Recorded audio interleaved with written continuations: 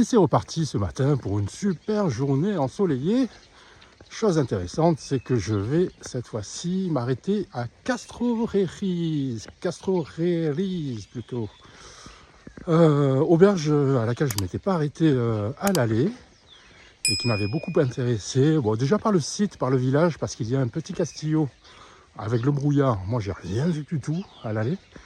Du coup, en ce moment, temps clair, ciel bleu, grand soleil.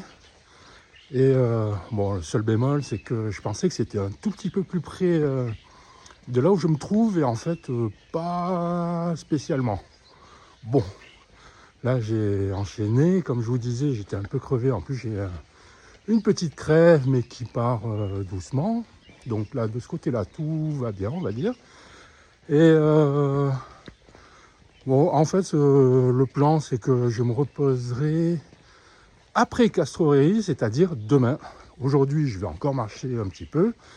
Mais demain, j'ai prévu une étape, enfin, j'ai prévu sans trop le vouloir non plus, parce que j'étais un peu obligé, à cause des ouvertures d'auberges. Toutes ne sont pas encore ouvertes actuellement. Nous sommes quoi, fin février, à la fin février. Il y a beaucoup d'auberges qui commencent à ouvrir à partir du 1er mars. Beaucoup, c'est peut-être un grand mot, mais déjà un peu plus qu'au mois de février. Bon, après, ça s'enchaîne. Les ouvertures s'enchaînent. Mais déjà à partir du mois de mars, il y en a un peu plus qui seront ouvertes. Mais là, comme je suis fin février, comme je vous disais, je suis obligé en fait demain de m'arrêter à Hontanas et de faire un stretch direct jusqu'à Burgos, qui est un stretch assez long, puisque nous avions fait la même chose à l'aller, c'est-à-dire de Burgos à Hontanas. Voilà, donc aujourd'hui, journée encore peinard hein, sur la meseta, comme je vous le disais. Ça va être tout plat, ça va être tout droit. Il y a un petit trajet, un petit itinéraire bis qui est proposé, mais qui est pas... Bon, je l'avais pris à l'aller, donc ce coup-ci, je vais prendre la voie directe. J'aurai peut-être un peu plus de chance. Je ne sais pas s'il y a beaucoup... Il me semble qu'il y a quelques villages quand même que le chemin traverse. J'ai peut-être une chance qu'il y ait dans le lot un café ouvert, quelque chose comme ça, histoire de me mettre un truc un peu chaud dans le ventre, genre un café con leche, vous voyez. Et bon, bah après, ça va rouler tout seul. Hein. Bon, un peu... Est-ce que c'est de la monotonie? Non, non, pas spécialement. Comme je vous dis, on en profite pour faire peut-être une introspection, je sais pas. Enfin, à penser à plein de trucs. De toute façon, il n'y a rien d'autre à faire. Vous avez juste à marcher tout droit. Et tout se passe bien. Hein. Ça longe une route, mais c'est pas, il n'y a pas beaucoup de voitures dessus, vraiment pas beaucoup. Et bah voilà, même si vous voulez.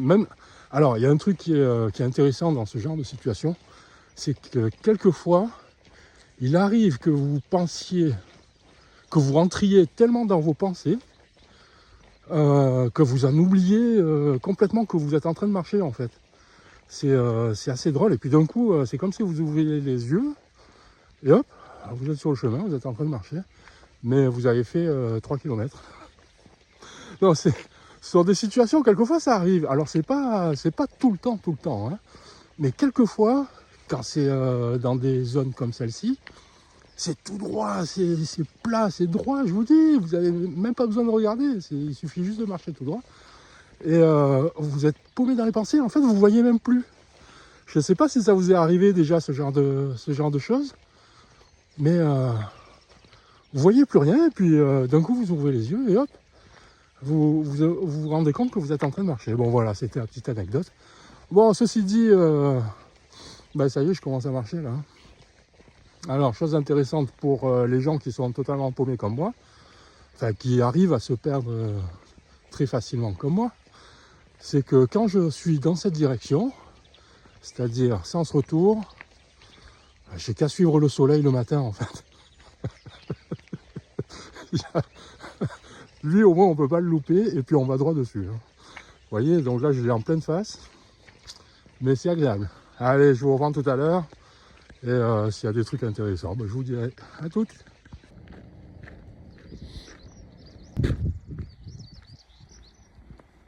Alors il y a un grand soleil, mais les nuits restent super froides ici, hein. Je vous rappelle que la Meseta, c'est un plateau situé entre 900 et 1000 mètres d'altitude. C'est tout plat, il n'y a pas d'arbres, donc généralement il y a beaucoup de vent. Là j'ai quand même eu beaucoup de chance entre l'aller et le retour. Là, bon, un tout petit peu de vent, il y a quoi, il y a un jour ou deux, je ne sais plus. Mais les nuits, alors elles restent super froides. Après en journée, il peut y avoir des moments où ça se réchauffe pas mal. Mais la nuit, bon, je vous déconseille de faire... Ouais, c'est un peu du rail pour le bivouac là, hein. Bon, de toute façon, ici, il n'y a pas d'endroit pour le bivouac. C'est au moins là, la question est réglée.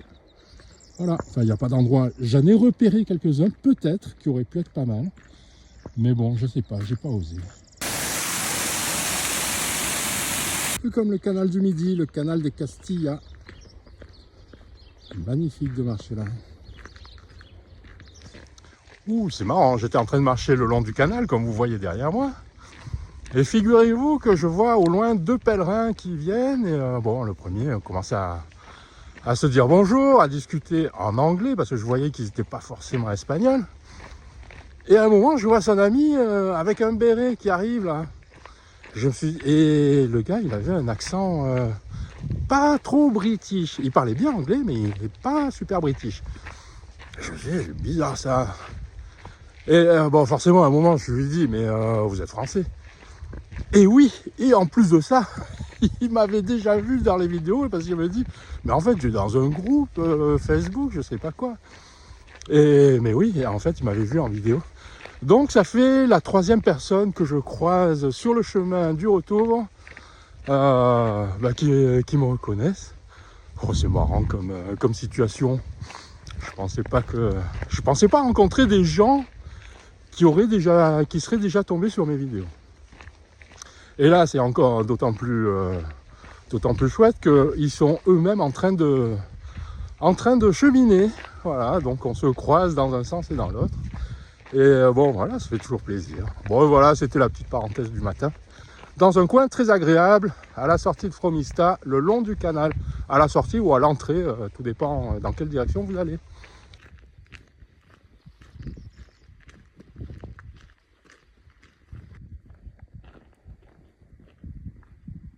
Wow, c'est beau avec les montagnes au fond, là. Je sais pas du tout quel est ce massif. Ah, il y en a un petit là.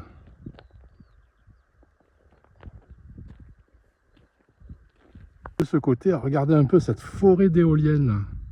Oh, il y en a une tripotée là. Comme quoi, c'est bien un plateau très très venteux normalement, en temps normal. Là, j'ai du bol.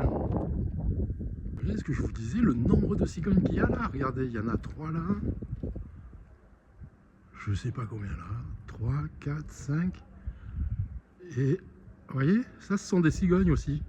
Alors je me demande s'il n'y a pas aussi un apprentissage de vol, parce que j'ai vu des cigognes sur le toit et qui se laissaient tomber pour voler, enfin, je sais pas. Vous entendez?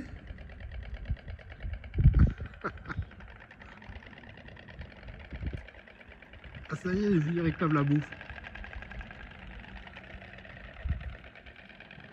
Et c'est lesquels?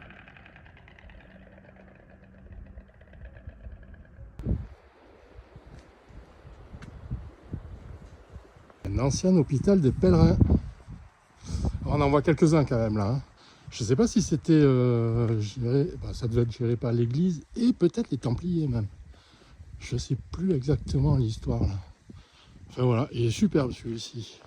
Bon, c'est très simple, c'est un gros bâtiment en fait et les pèlerins venaient soit faire une étape ou soit se faire soigner, je ne sais pas trop. Arrêt au même endroit qu'à l'aller. C'est une petite aire de pèlerins, vite fait. C'est ça, au-dessus d'une mini côte. Oui, pas du tout la même configuration qu'à l'aller, étant donné qu'à l'aller, comme vous vous souvenez peut-être, c'était entièrement sous le brouillard, donc on voyait rien. Ça faisait totalement une autre atmosphère. Alors là, pour le coup, c'est atmosphère printemps, hein. Et c'est magnifique, on voit le chemin qui va jusqu'en haut, là, le petit bout, je dois passer cette crête. Bon, c'est rien de méchant, hein.